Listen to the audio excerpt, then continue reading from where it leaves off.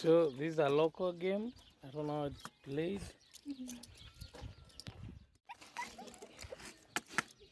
Yeah, right.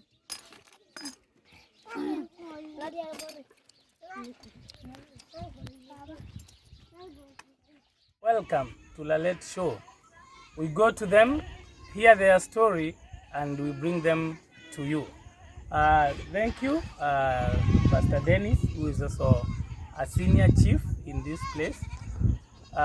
So we want to talk some few things so that I know how you are doing.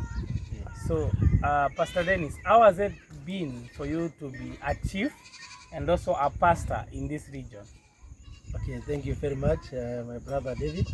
It has been, it's challenging, although all are leadership positions, because being a pastor, you are a leader, and also at the same time, being a senior chief, you are a leader, Yeah. and all those are leadership responsibilities. So it makes it even more easier my work as a senior chief by being a pastor, because in most cases we find some other things and we refer people even to change in a spiritual way, and we pray for them and they get change, and actually it is a bit challenging, but it is also very good. How is the issue of FGM in this community?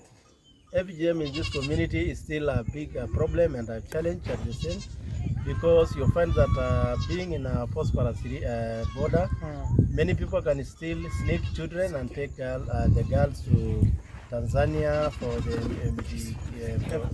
FGM, and come back even us without knowing. So actually it is still a great challenge, and we need a lot of sensitization, because many people in this area, they still have that tendency and believe that an uncircumcised girl is not worth, and should not even during birth, become a bigger problem, because even no lady will want to help her.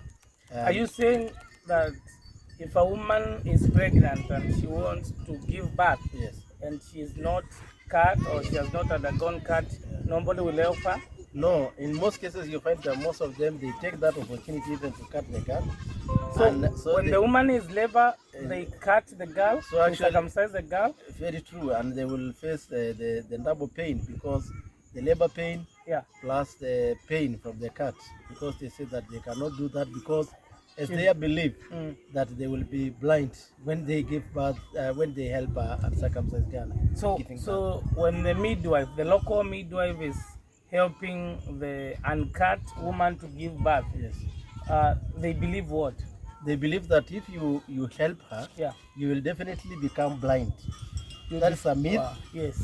And it is a very bad myth, and actually it has become a challenge, because in most cases you find those girls who have not undergone the FGM. Sometimes they struggle, even end up dead, because none of them will want to help. So is this the reason that when they want to help the woman give birth, because they fear to be blind, they first cut, they circumcise the woman, then they help her give birth? Yes. Wow, I think it must be very traumatizing and very painful. Very painful.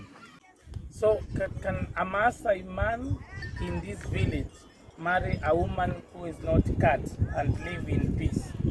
In fact, as I told you before, that is living in pieces, because even the gossip from the villages, from the ladies, from even the other people, that even actually they will put that girl in a situation of maybe stressing, because they find that it is a difficult thing.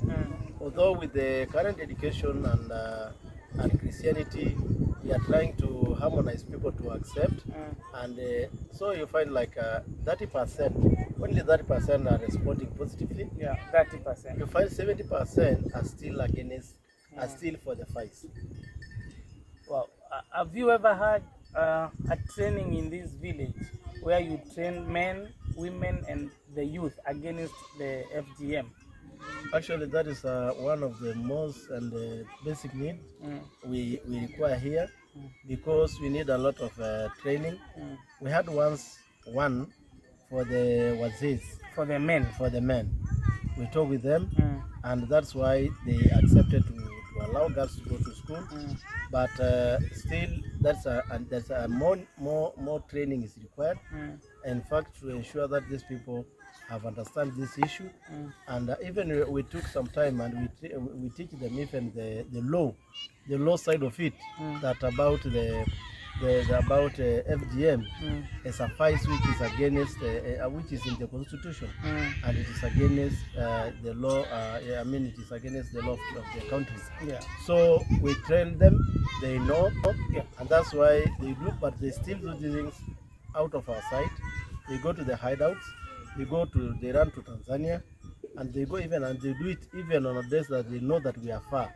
Although we are trying to use the Nyumba Kumi to help us. That is the community. The community Yes.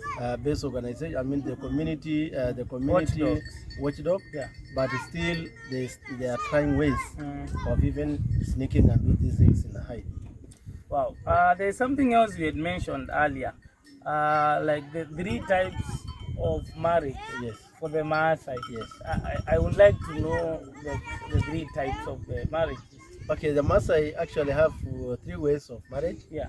One, that is the normal way that everybody, that you pay the dowry, and that is 5 cows, and maybe 30,000. So the man who wants to marry a certain girl, he loves, he will go to the father and pay 5 cows, and 30,000, which is $300 US. Yes, and actually it's not even a must to love the girl. Oh. It is the girl. You have to go. I mean, you just maybe what they do. Even they say there's a say for the Masai. They say that we marry men. You know, we marry men. That they say that that is the mean. We are going because I like this man. I want to get a girl. Not particularly. So, they like the. Wait a minute. This man is not marrying the girl because he loves the girl, but he is marrying the girl because he loves the father. Yes, that's why actually you find even somebody can come to the father because of the prominence of the father. You don't even know whether she has a girl or not. But so long as he does, because of the man, you just come and tell him, "I need your girl," and he doesn't know the girl. And you don't even know the girl. It doesn't matter the age. It doesn't matter the age. But he needed a girl from that. Wow. That's why they say that even when they talk, you find that talking in the Masai forums, they say that in marriage we marry men, you know, and that's why even if the girl try to refuse, the deal is already done in the men. It is the man to ensure that the girl will accept the husband. Wow. Yeah. Wow. Okay, we will come back later so that we get into that. That's second one way. Type. The second type is that there is an exchange of girls. You know? Maybe I have a sister. Yes. And maybe you have your sister. Yes. And maybe I don't have cows to pay the dowry. In case your son wants to marry. So we talk with you. I ask you, I have my son that need to marry, but we don't have cows. And I heard that you have a girl. Can you exchange? Your girl will be married by my son, and my son and my daughter will be married by my son. Yeah, and they exchange the girls. Well, do they know, like the girls, like I want to marry a certain girl, and your son wants to? It is not necessarily okay. In rare cases, they say, but in most cases, it doesn't matter. But I just need your girl, any. So, does that make like we are also forcing the man to marry a girl, maybe a girl he doesn't love? Yeah. See that it is the decision of the parent. It is the decision of your father to know that who will you marry. So we can as well say men are also forced to marry. Yes, sometimes men, sometimes. But in most cases, men say that I want to marry. And then, okay, you want to marry? I have a friend of mine who that I know that he has girls. I will go to him to see whether he has a girl, one, and then I will tell him to give you. Oh, I cannot choose. I cannot choose a girl I love. Okay, nowadays, but initially, there is no room for choice. But it's still happening. Yeah, in most cases, if you go to the interior, you go to the like for example in our neighborhood here Yeah. in Tanzania, like the men we met today at Lake Natron. Yes. That is something that is they still do. They still do. Yeah. Okay, we will still continue with that conversation. The other, and the last third, one, yeah. yeah. The last one is that kind of marriage whereby you go to somebody's home, maybe he has goats and sheep and cows. You look after the goats or after the cows, maybe for a several period of for a certain period of time, maybe for 10 years, Wow. 7 years, Yeah. and then you are given a girl as a reward So it's kind of working for the to girl. get the girl. Yes. I think the one in the Bible for, Yes, for is it Laban. Laban, Yes. who worked for 7 years, then he Yes. was given Yeah. Leah, then Yeah. he worked for another 7 years to That's be given given the Rachel. daughter. Yeah, Rachel, yeah. Wow. Yes. This is amazing story that we are learning from the Masai community. Yes. Continue watching Lalet Show for this and more stories like this one. Thank you very much. Assuring.